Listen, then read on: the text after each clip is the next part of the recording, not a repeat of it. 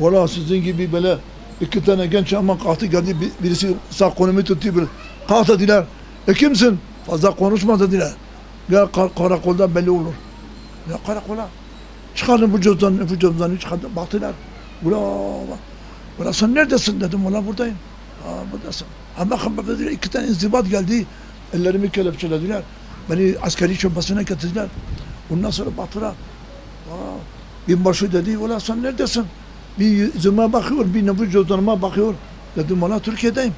Ula ne Türkiye? 2 sene askerliğini geçiriyor. Bir de yoklama da olmamışsın. Biz de doğunun insanı çokumuz bilmiyor daha. Ben de dedim ya, nedir yoklama? Dedi ne yoklama, şimdi ne olduğunu sana göstereceğim. Binbaşı dedi bunu bir yere göndermeden cezalı olarak hemen askere gönderelim. Hemen sülüsümüz hazırlandı, elbisem hazırlandı. Binbaşı dedi nerede cezalı bir eğitim yiyen varsa oraya verelim. Binbaşı baktı, Tunceli'den giden 3. Eğitim Tuğayı 58. Tümen Komutanlığı İsparta'ya gitmiş. Bunu cezalı olarak İsparta'ya verelim. Hayır dedim Allah sizden razı olsun. Benim şeyhim oradadır. Giderim elini öperim bana dua eder falan. Tabii onlar söylemedim kendine. Valla elbisem hazırlandı. Ondan sunusumuz hazırlandı. Ellerimi kelepçelediler. 2 tane inzibat ta Diyarbakır'a kadar beni getirdiler. Orada tren olmadığı için ona geldik. Kara trenler vardı eskiden. 1957'nin 10. ayındaydı ya. 57'nin 10. ayındaydı. Valla trene bindik. Herkesin nereye gideceğini elinde söylediği başın. Neyse valla Malatya'da, Konya'da, Afyon'dan sonra benden başka cezalı kalan trende. Zaten son duraktı zaten İsparta trende başka bir yere. İndi, geldik Mimar Sinan Camisi'ne namaz kıldım. Gel mütela sabahleyin doğru Üstadın evine geldim. Üstadın evine geldim. Böyle 20 dakika durdum. 20 dakika durduktan sonra baktım bir kişi hiç kimse oraya gelen giden yoktu o sokakta. Ben de geldim ama o sokaktan gittim. Baktım bir kişi geldi dedi sen kimsin? Dedim vallahi ben insanım. Burada ne geziyorsun dedim. Buradan o zaman Said Nursi Hazretleri var. Gelmişim elini öpeceğim gideceğim. Dedi sen nerelisin dedim Bitlisliyim. Dedi o da Bitlis senin akraban mıdır dedim ona akrabam değil tanımıyorum. Yalnız duymuşum. Dedi bu kitapları sen dağıtıyorsun. Ulan ne kitaplar? Baktım ki öyle çok şey olunca ben de hani gençtik tabii bilmedim. Ben de bir tane vurdum böyle göksüne. O ama düşmedi valla. O ama burayı açtı. Baktım valla polis. Eyvah dedim valla taşa çarptık. Ulan dedi sen Türk polisine karşı geliyorsun. Ulan sen beni vurdun. Ben de baktım valla. Ben dedim hatta şaka ediyor. Böyle ellerin ne yapıyor? Seni polise karşı gelmek sen biliyorsun. Seni götüreceğim karakola. Yahu dedim yapma etme. Baktım ben dedim. Ulan dedim senin siman ne kadar evliyalara benziyorsun ya. Allah ben ellerini öpeceğim. Kurban olayım. Hayranım. Allah vallahi sen ya velisin ya evliyasın ya alimsin bir şeysin. Siman ona benziyor. Yok dedim ver elini öpeceğim. Kurban olayım. Hayranım. O da herhalde dedi bu demek ki kafası mı? Kontak mıdır nedir filan. Velhasıl bizi artık imana geldi. Beni bıraktı. Beni bıraktı geldim otele. Oteldeki adam dedi ki ben de söyledim kendisine dedi Üstad dedi o zaman bütün hükümet erkanları ondan korkuyor. O adam söyledi. Nasıl? Dedi imani o kadar kuvvetlidir. Bütün hükümet erkanları ondan korkuyorlar. Vallahi dedim bu senin üzerine ben gideceğim. Vallahi ben de abdestimi aldım sabahleyin saat 8 biraz geç geldim. Bir karakoldu, bir dava oldu, çağırdılar, polisler hepsi gittiler. Ben de geldim kapıyı çaldım. O kapı açıldı. O bana baktı dedi Hafız Ali sen misin? Ben dedim ha valla benim kurban ola. Hayvan ben de kalktım dedim Allah senin ayaklarını öpeceğim. Ayaklarını çekti, elini verdi dedim elini öpeyim. Elini de vermedi. Dedi benim ismim Ceylan abi. Ceylan abi deyince dedim ay bak usta değil demek ki. Ben de ağladım boynuna. Dedim senin elini öpeceğim dedi olmaz. Üstad bundan 2,5 saat önce arabası hazırlandı dedi ben Barla'ya gidiyorum. 2 saat sonra, 3 saat sonra Hafız Ali buraya gelecek. Benim selamı söyleyen kendisine, ben onu talebelerime kaydetmişim bir şartla, bir daha buraya gelmesin, doğru kıtasına gelsin, nasip olsun. Biz ağladık tabii hala. Bir kısmet olmadı tabii. Kalktık. Valla neyse birimizi öptükten sonra geldim ağlayarak teslim oldum. Orada bölük mali kaldım. Orada onbaşı olduk, çavuş olduk. Erbaş tanemigende merasim kıta çavuşuydum orada. 2 sene burada askerliğimi yaptım. Her gün istirahat veriyor. Öğle zamanı Ali köy var, Ali köy var. Yol oradan geliyordu. Böyle çift yol, asfalt yol yoktu. Patikadı, topraktı hepsinden. 2 taksi demek ki şehirde varmış o zaman bilmiyorduk. Her gün istirahat veriyordu. O gün istirahat verdi. Bu iş yaptırıldı. Ben bilerek bu işi yapmadım yani ha. Yaptırıldı bu iş ha. Valla öyle istirahati verildi. Benim sistem tabancam var. Bir de dürbünüm var.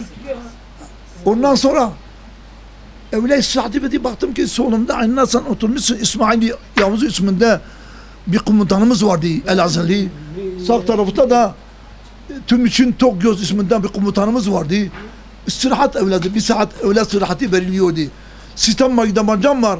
Bir de dürbün var. Böyle oturmuştuk. Böyle karşıdan gelen araba toz kalkıyordu. Ben de böyle kaldırdım. Böyle baktım. Vallahi uzaktan gelen araba 58. Tümen komutanın arabasına benziyor. Tabi uyandırınca o da dikkat etti. Baktı vallahi doğru diyorsun.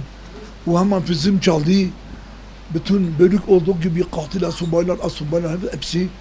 Ondan sonra hizaya gel. Herkes subaylar, asubaylar, çavuş herkes mankasının başına geçti. Ondan sonra geçti. Hizaya gel, esas duruş. Tam taksi gelince selam dur. Herkes selamdan durdu. Valla komutan geldi. En son biz baktım ki ya şaruklu bir zat. Ucubbeli, bu mübarek bir simani böyle selamlıyor pencereden. Allah dedim bu kimdi bana? Valla geçti. Ondan sonra selam, rahat dur, bölük rahat. Sonra ben dedim rahat Osmanlı Devleti'nden kalma rahat bir padişahdır veya bir sabaydır. Baktık ki Allah Allah. Demek ki üstadmış ha. Ondan sonra beni çağırdılar. Subaylar hepsi beni dövdüler. Dayaktan geçirdiler. Sen nasıl? Demek ki 2 taksi varmış. Yani bu iş yaptırıldı yoksa bildiğimden değil ha. Ondan sonra böyle bir şeyimiz geçti yani. Ondan sonra geldik elhamdülillah. Böyle bütün subaylar üstadın selamladılar. Böyle bir şeyimiz geçti elhamdülillah. Üstad o günden beri hizmet ediyoruz elhamdülillah. Allah'a şükürler azize. Cemaat olarak böyle 15-20 kişi öğretmen kardeşlerimizle beraber böyle çıktık gittik İstanbul'a. Ümre'ye gidecek son yani Ramazan'ın son 10 günleri. Uğradık. Abdullah Yegin abi var. Üstad Bediüzzaman Hazretleri'nin talebelerinden. Ona uğradık. Son günleriydi yani ha. Biz de giderken dedik hiç olmazsa elini öperiz, gideriz. Böyle yanına uğradık, hiç kimseyi almıyordular. Dediler Diyarbakır'dan Hafız Ali Mülayim gelmiş. Talebelerle beraber girdik içeriye. Ondan sonra bizi görünce hemen birden kalktı. Ben de kucakladım. Tabii 90 yaşında bir zaten. Ama Bediüzzaman Said Muzi talebelerinden hizmet etmiş o güne kadar. Böyle hepsi görüştük, Allah'a ısmarladık. Bu sefer söyledi ki dedi Hafız Ali Türkiye'nin başında büyük bir felaket görüyorum. Öyle ağlayarak dua etti. Ondan sonra dedi sen de dua et. Dedi inşallah Türkiye'deki olan Müslümanlar bunlar bertaraf olacak, bir şey olmayacaklar onlara, bir şey olmayacak. Fakat içinden münafıklar ve Yahudiler birliğiyle beraber bu işi bir inkılap şey gibi yapacaklar Türkiye'ye. Aynı Suriye gibi ama Allah muhafaza edecek. Ondan sonra biz gittik. Gittik yani Ümre'ye. Yaptıktan sonra Mekke'den Medine'ye geldik. Dediler vefat etmiş. Ama ben uçakla Arkadaşlarımı bıraktım. Peygamberimiz ziyaretten sonra geldim İstanbul'a. Onun şeyine bildikten sonra bu sefer çıktık geldik arkadaşlarla beraber Diyarbakır'a. Dediler şeye gidelim, Ahlat'a gidelim, kardeşlerimizi görelim, hem de okumak programına, beyramlarına gidelim. Biz de o gece geldik, yani tesadüfi olarak dershanede bulunuyorduk, yani çarşının dershanemiz var. Bediüzzaman Hazretleri'nden. Ondan sonra hepsi talebeler, hepsi öğretmenler, hepsi geldiler. O anda ezan okundu. Ondan sonra oğlum Diyarbakır'dan açtı. Diyarbakır Ulu Camii baş imamıya. Dedi baba haberin var mı? Dedim ne var? Dedi inkılap olmuş, Türkiye'mizi yıkacaklar bunlar falan. Kimler? Bu FETÖ'cüler, ordunun içerisindeki olan adamları, hakimler, savcılar, askerler hepsi bu işe devletimizi yıkmak için aynı sürekli dua edin falan falan. Ona nasıl? Ona çıktık baktık hakikat camide etrafında salavatlar konuyor, ilahiler. Ondan sonra biz de ağladık, kalktık yani, dualar yaptık yani. Hiç tesadüf olarak geldik buraya yani Ahlat'a. Ondan sonra dediler valla meydanda toplanmışlar. Biz de geldik hakikat belediye reisi.